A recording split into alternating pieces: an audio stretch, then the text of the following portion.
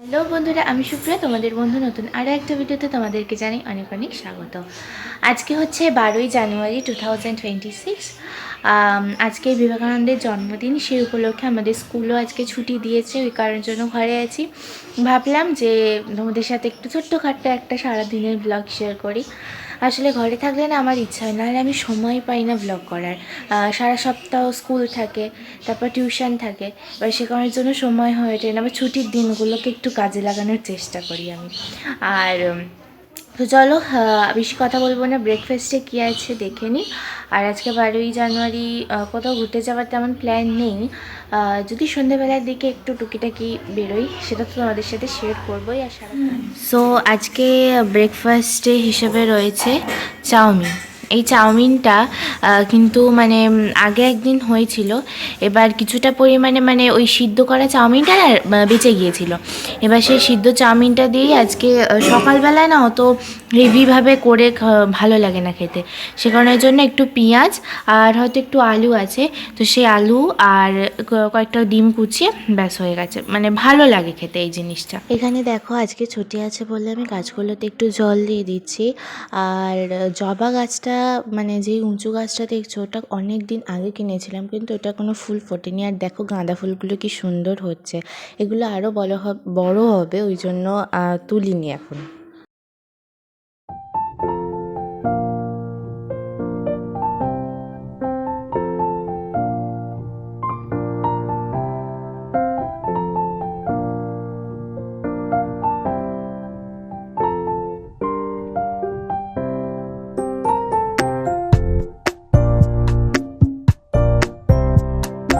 এখন 1:30 বাজে, আর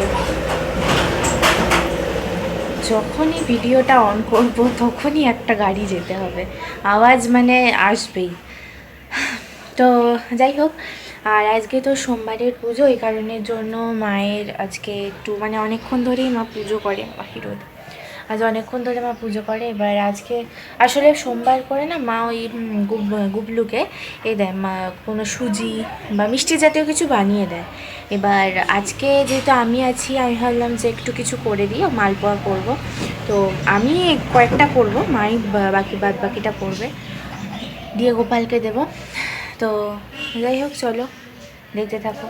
মায়ের যে কটার সময় পুজো হবে আমি নিজেও জানি না। সোমবারের পুজো অনেকক্ষণ ধরে করে, আর বৃহস্পতিবারের পুজো অনেকক্ষণ ধরে করে, আর বাদ বাকি দিন তো আছেই 1 ঘন্টা করে। যাই হোক চলো, কী কী আছে মা বলে দাও। এখানে ময়দা, সুজি, চিনি, মৌরি, দুধ। এখানে ময়দা আছে, সুজি আছে, চিনি আছে, দুধ আছে। এগুলো সব দিয়ে মেখে তারপরে এর ওপরে মৌরি দিতে হয়, যাতে মালপোয়ার মানে মুখে পরে মৌরিটা খেতে কিন্তু খুব ভালো লাগে মৌরিটা। আর একটু ভালো করে ফেটিয়ে নিতে হবে মৌরিটাকে।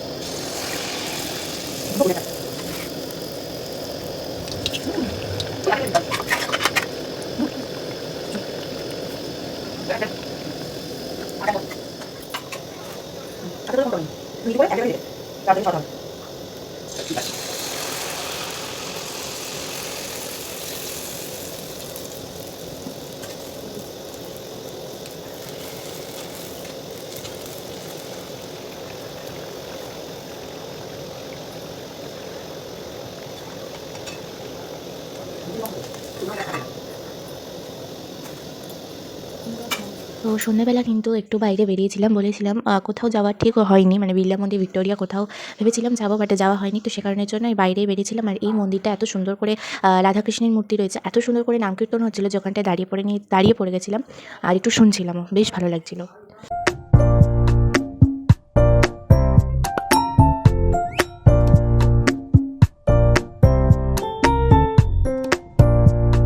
পথে যেতে যেতে এখানে দেখো পৌষ সংক্রান্তি যেহেতু 14ই জানুয়ারি, তো সে কারণের জন্য এখানে কিন্তু বিশাল বড় করে অনুষ্ঠানও হয়।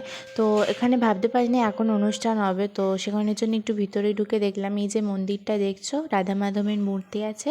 তো এই মন্দিরটার কিন্তু অনেক বড় করে গান বাজনা, নাম সংকীর্তন সমস্ত কিছু কিন্তু হয়, অনেক বড় গায়িকারাও আসে।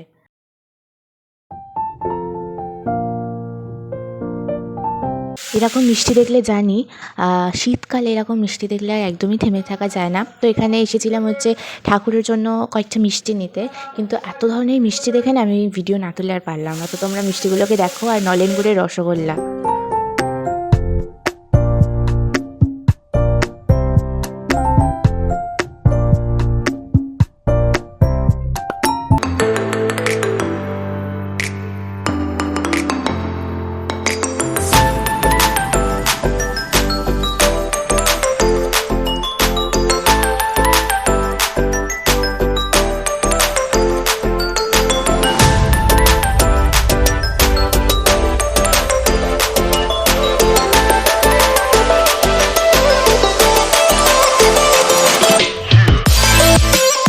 বাড়ির সামনে এত সুন্দর একটা পুকুরে এত সুন্দর একটা লাইটিং আছে, আমি না আসলে জানতেই পারতাম না। হঠাৎ করে চোখ পড়লো যেখানে একটা পুকুর আছে, গিয়ে একটু বসি, এত সুন্দর। আর বিকেলের আভাটা মাত্র গেছি না, আকাশটা কি সুন্দর যে লাগছে, অপূর্ব লাগছে পুরো। আর দেখো এখানে এই গাছটার ফ্লেটটা কি সুন্দর পড়েছে।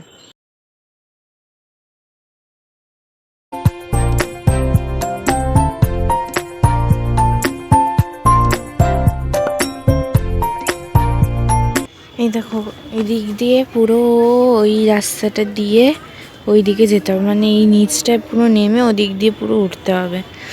তারপরে ওই যে ওই দিকটা দেখছো, ওই দিকটায় যাওয়ার কারণে এই দিকটায় বন্ধ। চলো যাই। বাবা আস্তে করে উঠে গেছি।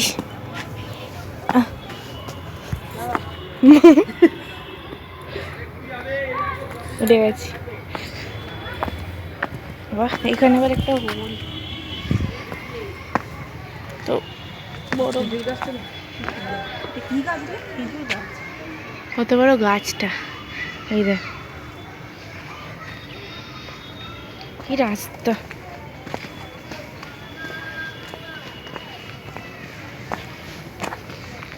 এত বড় পার্কটা করেছে, বাট রাস্তাটা মানে আর কি ঠিক নয়। ওই দিকের রাস্তাটা ঠিক আছে, ওই যে ওইটাতে যেই রাস্তাটা ওইটা ঠিক, বাট এখানে অনেক বড় করে মানে ছট পুজো করা হয়।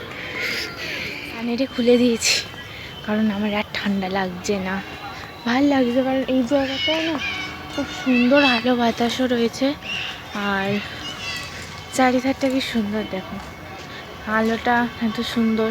চারি পিছনটা দেখো পুরো আলোতে ভর্তি। এখানে অনেক বড় করে ছট পুজো কদিন আগে, মানে আগের বছর আর কি 2025-এ পুজোর পরে যে ছট পুজো, কি বড় করে যে এই পুরো চারিধারে, এই যে চারিধারটা দেখছো, চারিধারে পুরো ভর্তি থাকে।